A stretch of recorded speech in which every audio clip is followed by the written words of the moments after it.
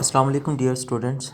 Yesterday, we had started our journal discussion about the background and about the social and geopolitical events which had inspired the romantic writers and especially the romantic poets. Today, we are going to continue the same discussion about the importance of different events and different type of social revolutions around the world which had been affecting not only the English society but also the English poets and writers. The era which we know commonly know as romantic era or the romantic age has been most identified with six poets, and among these six poets the most famous one, the William Black, William Wordsworth, Samuel Taylor Coleridge, Percy Bysshe Shelley, John Keats, and George Gordon, which is also known as Lord Byron.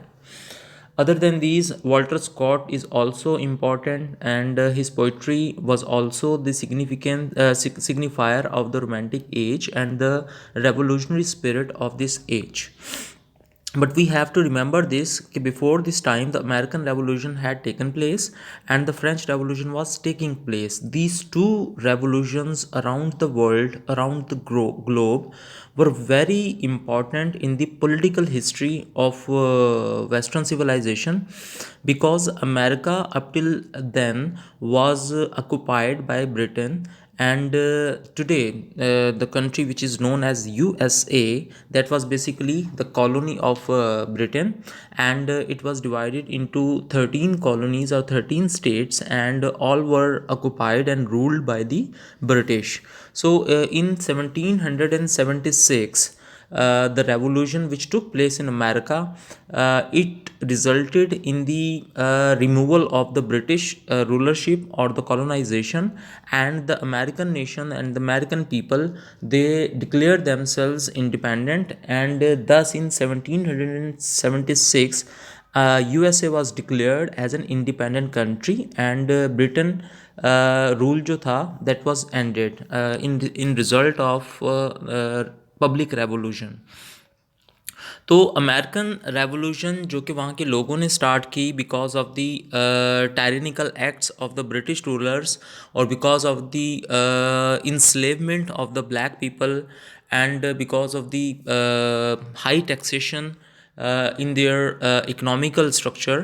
So it not only cost England economically, but it was also a loss of prestige and confidence. कि एक तो England के लिए बहुत बड़ा shock था, धचका था economically, कि वहाँ से बहुत सारा रेवेन्यू जनरेट होता था, बिल्कुल उसी तरीके से जैसे कि इंग्लैंड ने सब कॉन्टिनेंट से कलेक्ट किया, सब कॉन्टिनेंट के रिसोर्स को यूज़ किया या उनको मैनिपुलेट किया. बिल्कुल 300 साल 350 साल पहले जो है वो अमेरिका में बिल्कुल सेम गेम प्ले हो रही थी, कि जहाँ पे अमेरिकन रिसोर्स को ये ब्रिटेन जो गवर्नमेंट थी और जो भी इनका रूलर सिस्टम था, वो सारे का सारा उसको एब्जॉर्व कर रहा था, एक्सट्रैक्ट कर रहा था, और वो सारी वेल्थ जो थी अमेरिका की वो शिफ्ट हो रही थी ब्रिटेन में. तो एक तो अमेरिकन इंडिपेंडेंस की वजह से और उस रेवोल्यूशन की वजह से लैंड खोना पड़ी, साथ साथ जो इकोनॉमिकल रिसोर्सेज थे ब्रिटेन के लिए वो भी कम होना शुरू हो गए. और उससे भी ज़्यादा बड़ा जो शॉक था that was the loss of prestige and confidence, कि एक अनरेस्ट पाया जाता था इंग्लिश लोगों में because of the defeat, because of the abolishment of the government and the rulership in America.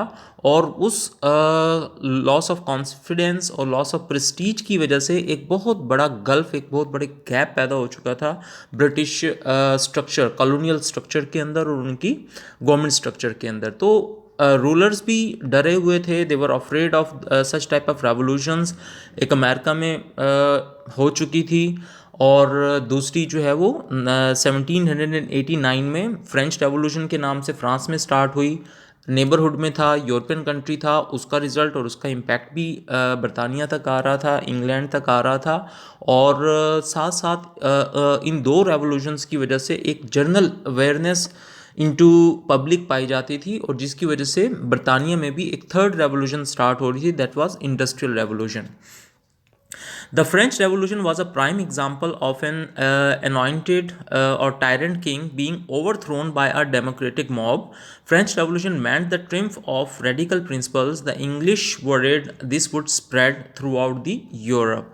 तो एक तो अमेरिकन रेवोल्यूशन की वजह से, दूसरा जो है वो फ्रेंच रेवोल्यूशन की वजह से, जहाँ पर एक टायरेंट किंग को, एक ऑप्रेसर किंग को ओवरथ्रोन कर दिया गया था, हुकूमत से हटा दिया गया था बाय दी डेमोक्रेटिक पब्लिक और द मॉब। तो ब्रिटिश रूरल जो थे, जो ब्रिटिश किंगशिप थी, दैट वाज आल्सो अफ्रेड कि ऐसा ही कुछ वो एक्सरसाइज हो सकता है into England as well.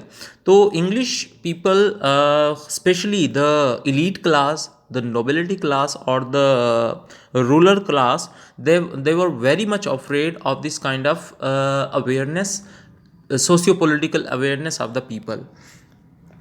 The French called for a world wide revolution. जो फ्रेंच लोगों का स्लोगन था उस एज में वो ये था कि they wanted to change the world, not only France but also the whole world.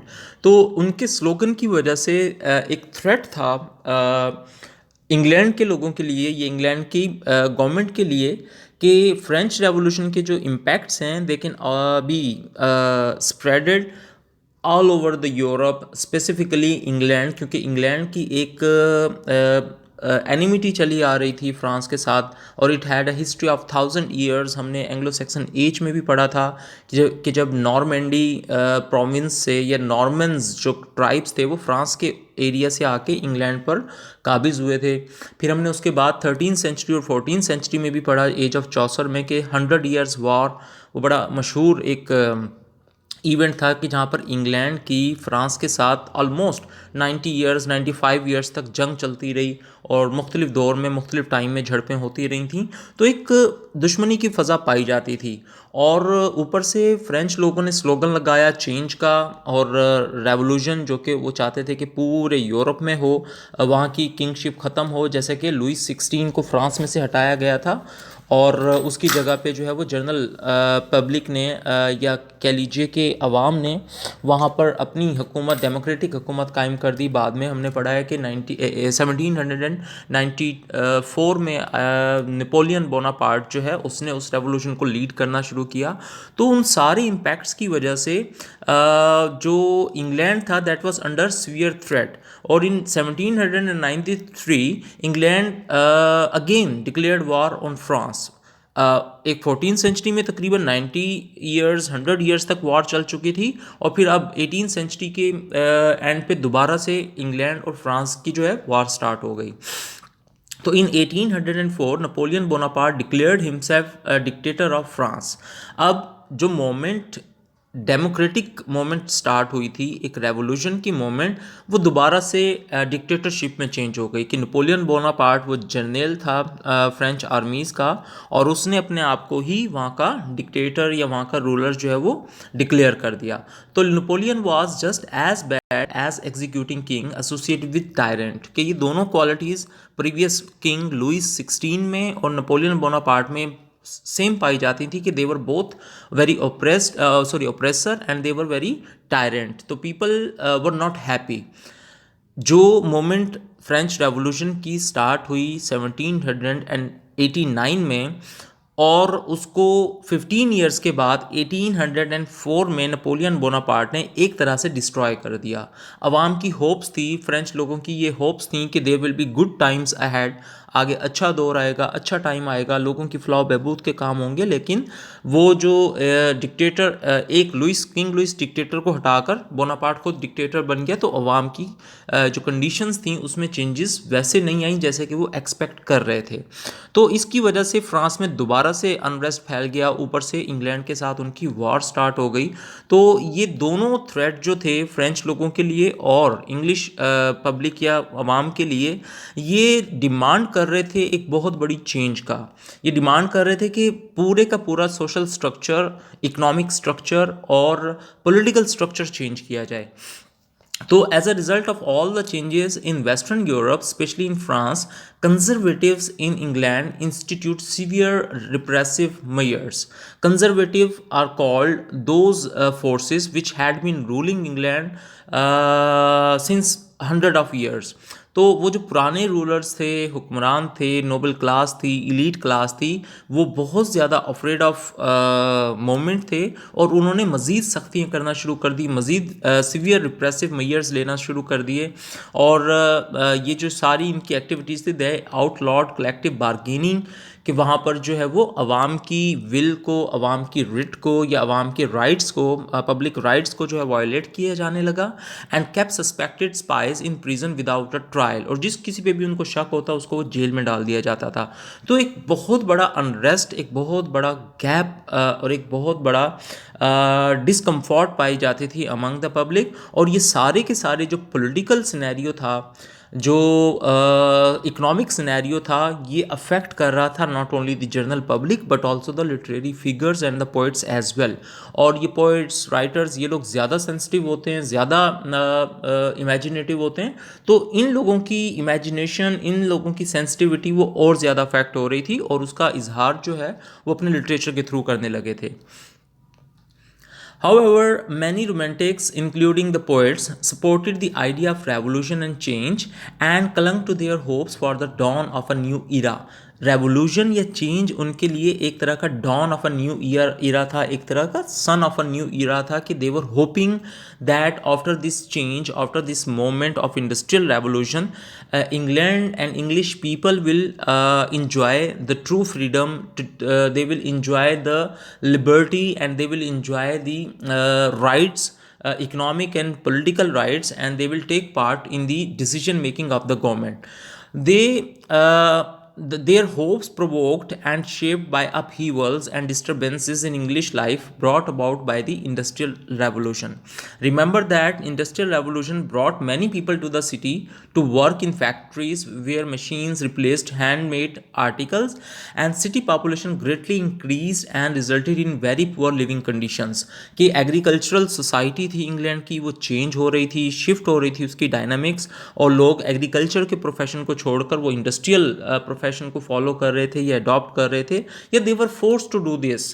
कि जब आपकी एग्रीकल्चरल लैंड जो है वो ऑक्यूपाई की जा रही थी बाय द इंडस्ट्रियलिस्ट्स, और वहाँ पर फैक्ट्रीज लग रही थी, वहाँ पर इंडस्ट्रीज लग रही थी, तो उसकी वजह से लोगों को अपना पेशा मजबूरन भी चेंज करना पड़ा। और ना सिर्फ शिफ्ट इनटू प्रोफेशन बल्कि शिफ्ट इनटू पॉपुलेशन, इसकी वजह से जो सिटी लाइफ थी उसकी डायनामिक्स चेंज हो रही थी, सिटी लाइफ में ज़्यादा डिस्टर्बेंसेस पैदा हो रही थी, और ये सारी की सारी चीज़ें आवाम को जो थी वो मेंटली डिस्टर्ब कर रही थी। Industrial Revolution also caused land to no longer be communally owned. उससे पहले लैंड जो थी वो कम्युनल सिस्टम के साथ या कम्युनिटी सिस्टम के साथ ओन की जाती थी। एक एरिया के जितने भी लोग थे वो कॉमनली लैंड को शेयर करते थे, वहाँ पर वो कल्टीवेशन करते थे, और जो भी अर्निंग होती थी उसको इक्वली डिवाइड करते थे और गवर्नमेंट को देते थे टैक्सेशन या रेवेन्यू।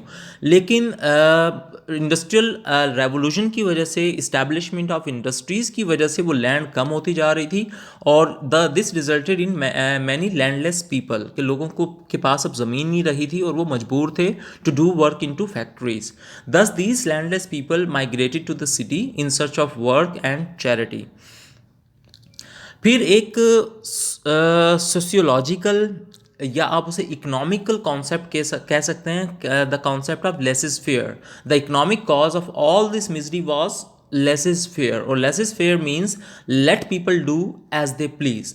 और पीपल का मतलब यहाँ पे सिर्फ कॉमन पीपल नहीं बल्कि इलीट क्लास, स्ट्रांग क्लास या पावरफुल क्लास। तो ये इकनॉमी जो इकनॉमिक्स का एक रूल है या इकनॉमिक्स की एक डायमेंशन है कि जहाँ पर गवर्नमेंट की रेगुलेशंस कम हो जाएं, जहाँ पे गवर्नमेंट की रिट कमज़ोर हो जाए, तो वहाँ पर जो इंडस्ट्रियल क्लास है वो अपनी मनमानियाँ करने लग जाती है। तो it was meaning economic forces were out of the governments control. जो इकोनॉमिक फोर्सेस थी, जो इंडस्ट्रियल क्लास थी, जो कि ज़्यादातर कंट्रोल कर रहे थे उसको इलीट या फिर नोबल पीपल, नोबेलिटी क्लास से ताल्लुक़ रखने वाले लोग, उन्होंने अपनी मर्ज़ी के वर्किंग आवर्स बना दिए, अपनी मर्ज़ी के वेजेस या सैलरीज उन्होंने डिवाइस कर दी, और फिर टैक्सेशन में उन सैलरीज पे भी टैक्स लगा करके आवाम तक बहुत ही कम बेनिफिट पहुंचता था। तो इसका रिजल्ट क्या निकला कि rich grew richer and the poor got poorer. Children were also suffering because they were often timely forced to work, and they had been given more extra working hours, and they were getting very less pay. तो उस industry में ख़ास तौर पे child labour जो थी उस वक्त इस्तेमाल की जाने लगी, और वो फिर सफरिंग उससे और ज़्यादा बढ़ गई. So, as a result, frustrated by England's resistance to political and social change during this age of revolution around the globe, the Romantic poets became dedicated to bringing about change. इस सारी की सारी condition यानी three major revolutions, American Revolution, French revolution and industrial revolution, in revolutions की वजह से, दूसरा economic troubles की वजह से या इकोनॉमिक प्रॉब्लम्स की वजह से, और डिमार्केशन ऑफ ह्यूमन राइट्स की वजह से रोमांटिक पोइट्स जो थे वो ज़्यादा इस अपनी कॉज के साथ डेडिकेटेड हो गए, और वो ये चाहते थे कि through poetry with the help of their message they must bring change into society. These poets believed in the force of literature. They turned from the formal or public verse of the 18th century of Augustine's age or the new classical age to a more private, spontaneous, and lyrical poetry. These lyrics express the belief that imagination rather than reason was the best response to the forces of change. जैसे कि 18th century में literature की essence reason को समझा जाता था, intellectualism को समझा जाता था, लेकिन रोमांटिक पोइट्स जो थे देवर more focused to the private, spontaneous, and lyric experiences and poetry. The term romantic has at least three useful meanings relevant to the romantic poets. कि रोमांटिक पोइट्स के नज़दीक रोमांटिक वर्ड या इस term के क्या meaning थे, और यहाँ पे वो डिफाइन किए जा रहे हैं. First one was a child sense of wonder, कि रोमांटिक एज में जो पोइट्स का एक फोकस था या पोइट्स की जो सोर्स ऑफ इंस्पायरेशन थी वो सिग्निफाई करती थी एक फ्रेशनेस के कॉन्सेप्ट को, कि वो चाहते थे कि सोसाइटी में एक न्यू बिगनिंग हो, सोसाइटी का स्ट्रक्चर एक नए तरीके से बनाया जाए, और social and political plus economic welfare इतनी ज़्यादा हो कि वो बिल्कुल एक नई वर्ल्ड क्रिएट हो, एक न्यू ईरा क्रिएट हो. और इस सारे एक्सपीरियंस को, इस सारी रेवोल्यूशन को ये रोमांटिक पोइट्स जो थे वो एक बच्चे की नज़र से देख रहे थे. जैसे कोई चाइल्ड जो है वो सरप्राइज होता है on to the opening of a new era और on to the opening of a new phenomena. तो romantic signifies a fascination with youth and innocence, particularly the freshness and wonder of a child's perception of the world. These perceptions seem to resemble the age's sense of a new dawn, a new beginning, like what Wordsworth saw in his first experience in France as human nature being born again. कि जैसे उसने France में देखा था Wordsworth ने कि किस तरीके से लोगों के अंदर अवेयरनेस पैदा हुई, लोगों के अंदर एक kind of spirit of revolution और स्पिरिट ऑफ फ्रीडम पैदा हुई, और वो एक तरह की न्यू बिगनिंग थी फ्रांस की आवाम के लिए. तो ऐसी ही न्यू बिगनिंग, एक न्यू स्टार्ट, एक न्यू कल्चर, इकोनॉमिक कल्चर और पॉलिटिकल कल्चर जो है वो ये रोमांटिक पोइट्स चाहते थे कि इंग्लैंड में भी एक्सरसाइज हो. Second one was the social idealism. कि the term romantic refers to a view of a cyclical development of human societies. कि वो चाहते थे कि human societies जो हैं वो एक cyclical form में develop हों, कि कोई भी चीज़ बिगिन होती है, अपने पीक पे पहुंचती है, फिर डिक्लाइन होती है और उसके बाद फिर दोबारा से स्टार्ट होती है. तो एक तरह का साइकिल है जो चलता रहता है. कोई भी सोसाइटी, कोई भी कल्चर जब स्टैटिक हो जाता है, जामिद हो जाता है या जाम हो जाता है, उसकी डेवलपमेंट रुक जाती है, उसमें लोगों की प्रोग्रेस रुक जाती है. लेकिन रोमांटिक पोइट्स ये चाहते थे कि through poetry with the dawn of a new spirit of liberty and freedom, इनका ब्रिटेन का सोशल स्ट्रक्चर भी दोबारा से कंस्ट्रक्ट किया जाए. तो this is the stage when people needed to question tradition and authority in order to imagine better, that is happier, fair and healthier ways to live. Sorry. Romantics in this sense is associated with idealism. तो एक तरफ तो उनके पास freshness थी, वो child sense of wonder के साथ दुनिया को देख रहे थे, दूसरा उन्होंने रोमांटिक के साथ एक आइडियलिज्म के कॉन्सेप्ट या स्पिरिट को भी अटैच कर दिया था कि रोमांटिक एज उन लोगों के लिए एक आइडियल एज बनती जा रही थी, या वो चाहते थे कि यूरोपियन और ख़ास तौर पे इंग्लिश कल्चर और सोसाइटी जो है वो आइडियल फॉर्म में इस्टेब्लिश हो सके। और third one is the adaptation to change, the acceptability to change. The term romantic suggests an ability to change and acceptance of change rather than a rigid rejection of it. In the so-called romantic period of the first half of the 19th century up to the Civil War in America, Western societies met the conditions necessary for industrialization. This demanded that people acquire a stronger awareness of change and that they try to find a way to adapt to it. So, overall, the term romantic signifies a fascination with youth and innocence, a questioning of authority and tradition for idealistic purposes, and an adaptation to change. तो ये concept कि romantic का मतलब just love या love stories है, या इस romantic as में सिर्फ लव के ऊपर बात की गई या लव ट्रायंगल्स के ऊपर बात की गई, ऐसा नहीं था। बल्कि रोमांटिक एज जो थी, एज ऑफ इंस्पायरेशन थी, एज ऑफ इनोसेंस थी, age of questioning the authority थी, और साथ साथ अडॉप्टिंग द चेंज थी। हम यहीं पे इसको स्टॉप करते हैं, रिमेनिंग पार्ट जो है वो सेकंड पार्ट में हम डिस्कस करेंगे। Thank you so much.